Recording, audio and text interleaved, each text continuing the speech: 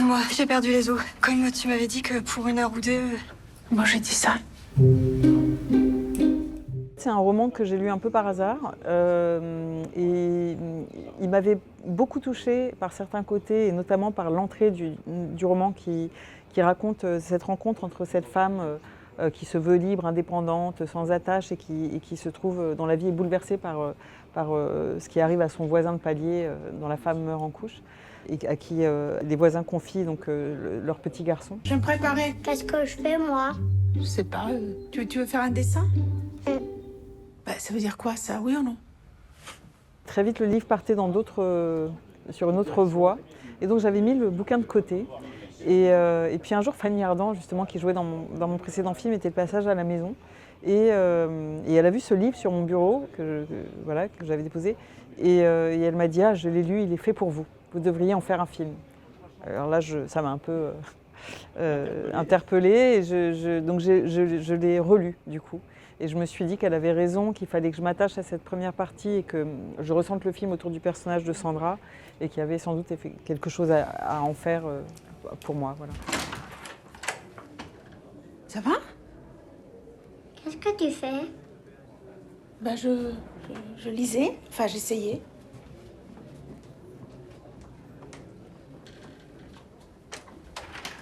L'auteur du roman, Alice Fernet, a vu le film et je l'avais prévenue, je lui ai dit je vous ai quand même beaucoup trahi et elle m'a dit qu'elle ne s'était pas sentie trahie du tout, qu'elle s'y était retrouvée à plein d'endroits. Donc voilà, c'est une réappropriation en tout cas. Petit lapin a 2 oreilles. Il croise les oreilles, les amène dans son terrier et il tire d'un coup Sec. archi sec. Comme les chaussettes de large et de chasse. Exactement. Je pense que c'est le personnage que je rêvais d'écrire depuis longtemps, parce que j'ai toujours été touchée dans les films des autres, dans certains films d'autres réalisateurs, par ces personnages de femmes célibataires. Alors là, c'est pas une célibataire endurcie, dans le sens où, parce qu'elle a une vie amoureuse, sexuelle, enfin amoureuse, on va dire plutôt une vie en tout cas sexuelle et plus ou moins sentimentale, et puis c'est une femme qui est plutôt qui se pense en tout cas a priori épanouie et qui a l'impression d'avoir fait des vrais choix dans sa vie et qui tout d'un coup s'ouvre dans des circonstances qui leur échappent, quoi. Quand tout d'un coup une femme qui est très dans le contrôle comme ça et puis tout d'un coup il y a des failles un peu partout qui viennent s'ouvrir suite à une rencontre, et là en l'occurrence avec cet enfant au départ de 5 ans et demi, 6 ans, et puis son père, son beau-père et cette petite fille. Et on fait la deuxième chaussure. Petit lapin prend de la paille et il la met dans son terrier. Ça, on l'avait déjà fait. Ça me touche aussi de voir, ça c'est propre à mes autres films aussi, je crois, de voir que la vie peut être surprenante à chaque âge. Dans mon film précédent, c'était une femme de 75 ans. Là, c'est une femme qui a plutôt la cinquantaine et à qui tout d'un coup arrivent des choses qu'elle n'avait pas du tout imaginé qui lui arriveraient un jour. Je pense que si on avait dit à Sandra, quand elle avait 40 ans même, un jour, tu feras famille d'une certaine manière, elle ne l'aurait pas cru. Excuse-moi, je trouve plus Elliot. Ah putain, ça fait 1/2 heure qu'on cherche partout. Je l'ignorais, je suis désolée. Il y a 5 ans, on n'emmène pas un enfant comme ça sans prévenir. Allez, viens, lève-toi. Viens avec moi, allez. C'est moi qui est venu. Oui, je sais, maintenant on va arrêter d'embêter Sandra. Allez, on s'en va, merci. Désolé pour le dérangement. Bonne soirée. Bonne soirée. C'est ce qui est frappant pour moi dans cette histoire, c'est que quand il perd sa mère, le petit Elliot s'accroche littéralement à la voisine. Elle le dit d'ailleurs à un moment dans le film, parce qu'elle est là. C'est pas parce que c'est elle, c'est parce qu'elle est là. Et d'ailleurs, il s'attache à cette femme alors que c'est potentiellement la pire mère du monde, puisqu'elle se fiche complètement des enfants et qu'il ne l'intéresse pas a priori. Mais elle est là et elle lui permet de survivre, de surmonter la mort de sa mère. Et l'amour vient dans un deuxième temps au fond, mais c'est pas du tout un amour instinctif, c'est pas l'instinct maternel comme on dit. Et d'ailleurs pour Sandra c'est loin de là, elle résiste, loin de ça, elle résiste au départ. Et pour elle aussi, elle ne peut s'empêcher d'être là pour lui. Me perdoe se eu insisto neste tema. mas não sei fazer. Est-ce qu'Alex l'aimera plus que moi? Un père a de la place pour tous ses enfants. Sauf que je suis pas son enfant. C'est des histoires de voisinage et petit à petit, c'est comme si les cloisons tombaient. C'est comme, on a l'impression que ses voisins, d'ailleurs elle en parle, Sandra, dans le film, en disant quel est le rapport qu'on a à ses voisins qui vous donnent à la fois le sentiment d'exister ou d'être seul en fonction de comment on se sent, d'être seul chez soi, parce qu'on entend leur vie sans nous chez eux. En tout cas, j'aimais bien l'idée de faire un film qui décloisonne. Surtout, j'ai envie de dire aujourd'hui, dans un monde qui me paraît de plus en plus clivant, où les gens se renferment sur eux, sont toujours sur leur téléphone et de moins en moins, j'ai l'impression, avec les autres.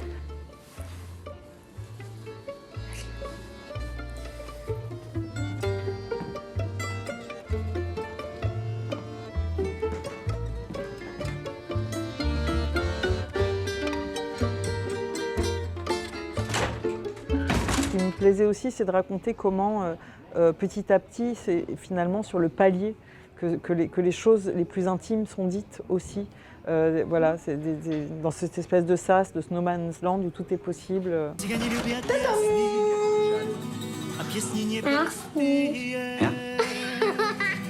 Le film est très écrit, il n'y a aucune improvisation.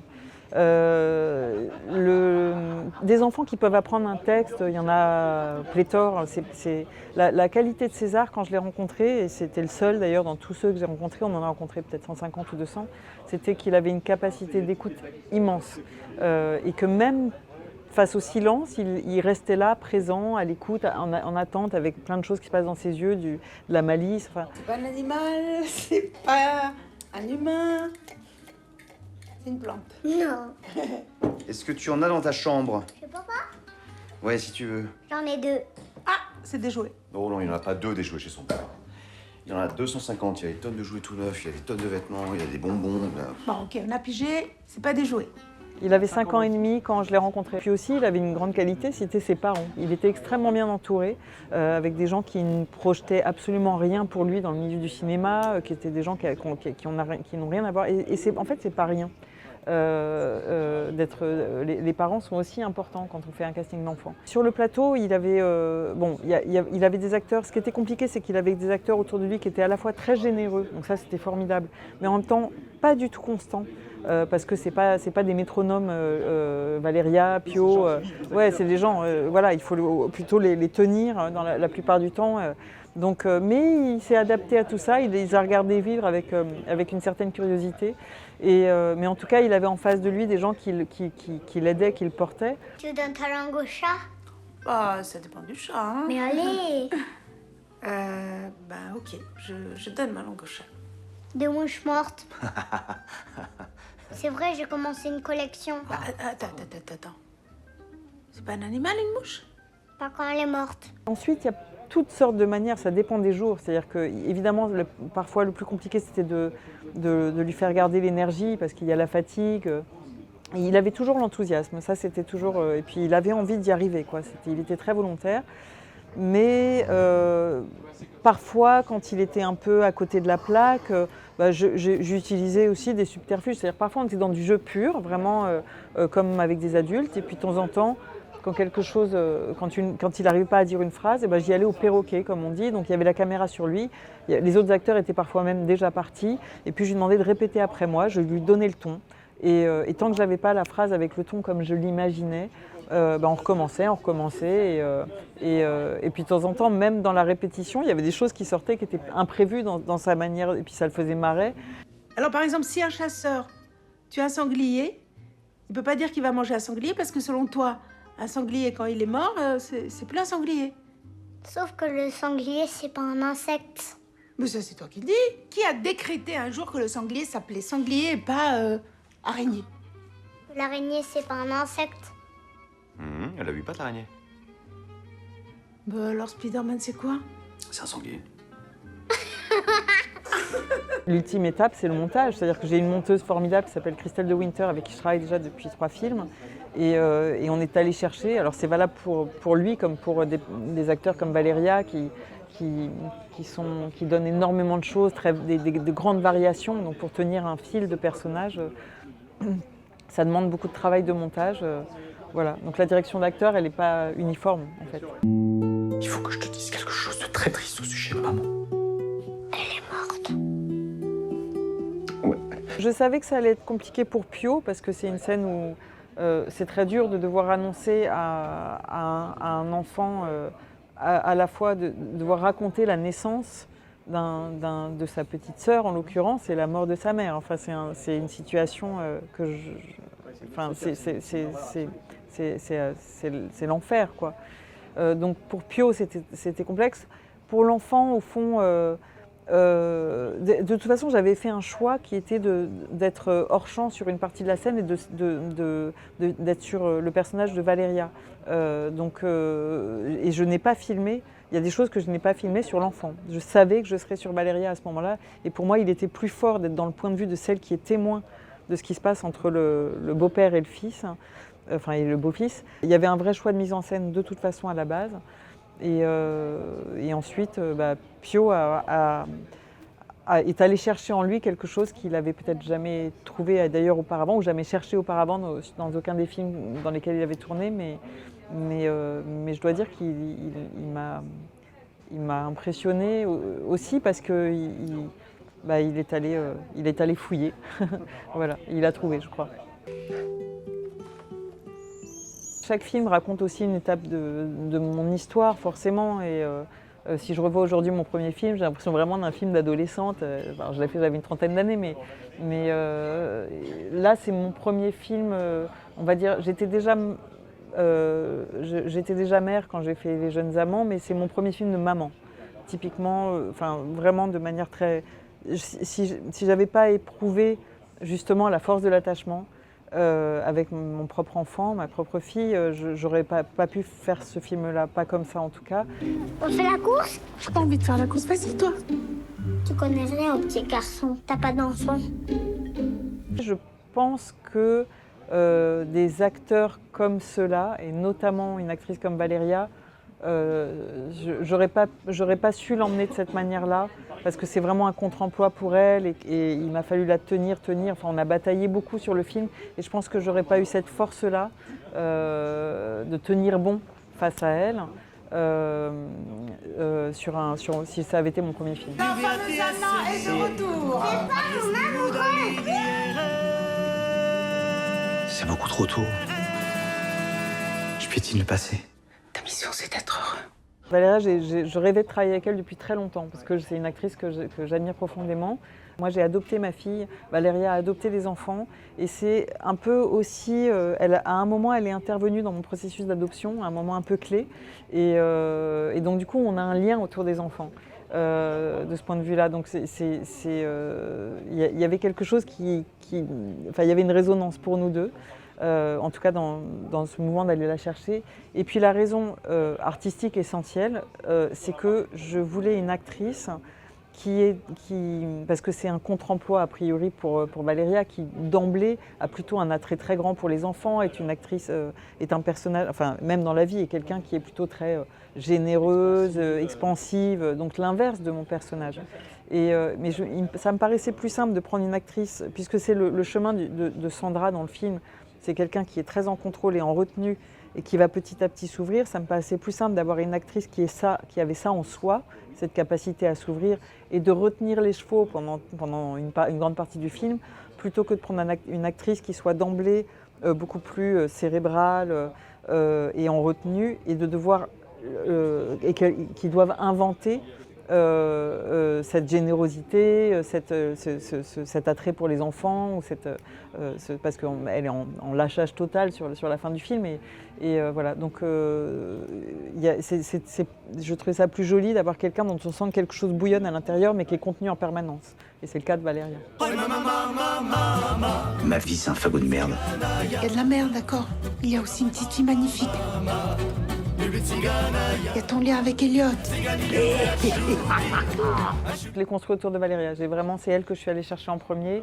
Et évidemment, très vite, je suis allée chercher Pio derrière. J'avais envie d'un colosse au pied d'argile comme ça pour le personnage d'Alex. Et puis ensuite, en fonction de ça, je suis allée chercher Raphaël Quenard parce que je voulais un acteur très différent voilà, ça se fait comme ça, les uns après les autres. Tu serais d'accord pour le reprendre chez toi?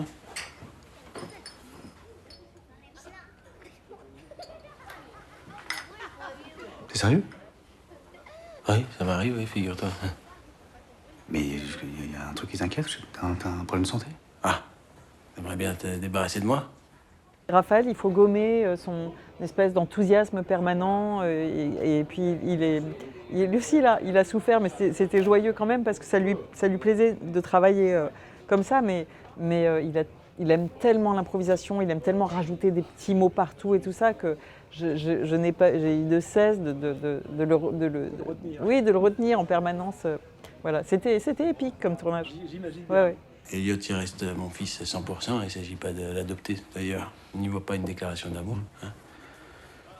Non, t'as vu son regard vif et rieur, son intelligence hors norme. De ce côté, on est sûr, c'est mon fils, je suis son père. Vimala, j'y avais pensé assez tôt, c'est une actrice que j'aime beaucoup, que j'avais vue notamment dans les films de Baya Kasmi. Et voilà, il me fallait et pareil, c'est au regard du personnage de Sandra et de la personnalité de Valéria, je voulais une actrice aussi radicalement différente dans ce qu'elle dégage. Voilà, bon, les choses se font comme ça, les unes après les autres. Je vous ai pris des sushis pour la numérisation. Comme je ne savais pas ce que vous aimiez, donc je vous ai pris des brochettes bœuf fromage et je me suis dit que pour vous faire pardonner les brochettes, vous deviez prendre aussi des sashimi. J'ai pris aussi un ici parce que j'en ai vu un qui traînait dans votre corbeille. Et en même temps, peut-être que j'étouffe parce que de toute façon, en ce moment, j'étouffe. C'est-à-dire que j'ai déjà mangé. Et ben voilà, j'étouffe. Pareil, il a fallu la tenir, Vimala, parce qu'elle déborde beaucoup d'émotions en général et elle est très. Et c'est aussi quelqu'un qui est plus dans la retenue dans le film.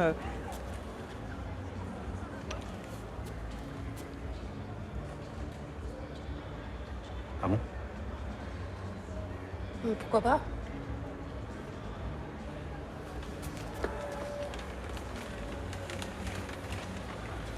Pendant que j'étais en train d'écrire, j'ai vu.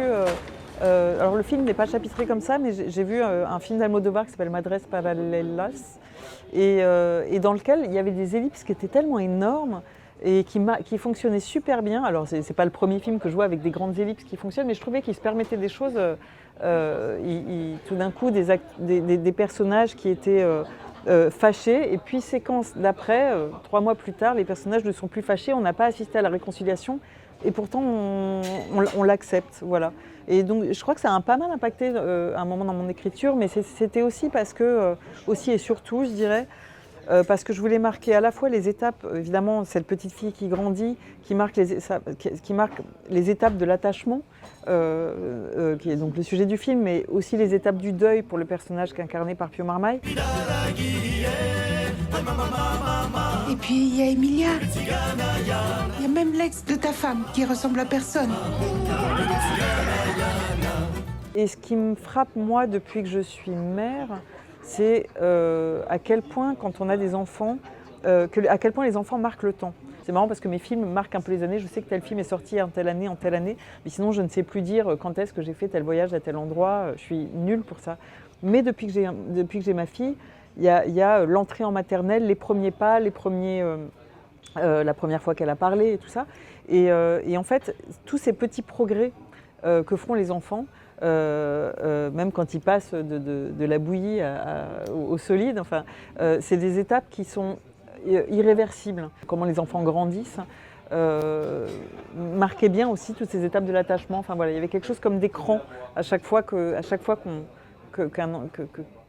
je ne sais pas si la métaphore est bonne, mais quand quelque chose est cranté, il n'y a plus de redescente possible. Voilà. Donc une fois que Sandra est prise dans ce mouvement d'attachement, le retour en arrière me paraît... presque un engrenage. Ouais, exactement.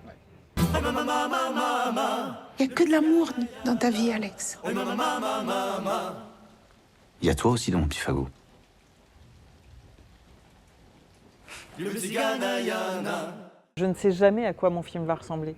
Et heureusement, parce que sinon, est-ce que je ferais du dessin animé? Je ne sais même pas si les gens qui font des dessins animés savent à la fin à quoi ça va ressembler. Mais Ça se construit au fur et à mesure, c'est un travail d'équipe, les acteurs m'apportent plein de choses que je n'avais pas imaginées des personnages, la musique, le travail du montage, enfin, c'est aussi parce que c'est un travail fait avec plein de collectifs qui fait qu'on...